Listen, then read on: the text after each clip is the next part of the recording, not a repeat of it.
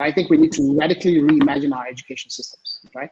Throw away, because too often in Africa, we want to import best practice, right? But when you're far behind the rest of the world, you never catch up. We need new practice. We need to reimagine our entire education systems, focused not on learning theory, but more based on, skills, right?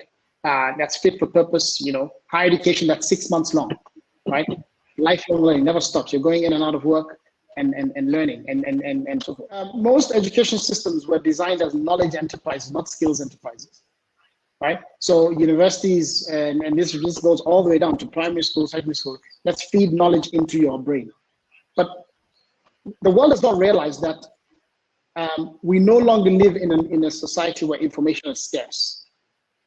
30 years ago, 40 years ago, I remember when I went to college, I was doing research for a paper. I would have to go to the library and get this thing called microfiche.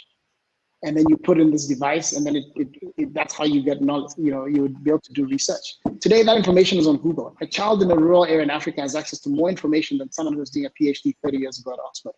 We haven't realized that. So universities continue being sources of knowledge. Meanwhile, the knowledge is much more readily available outside. So what we need is to actually flip the purpose of education to be much more focused on enabling people to learn by themselves and learn how to solve problems. And you can speed up education much, much faster.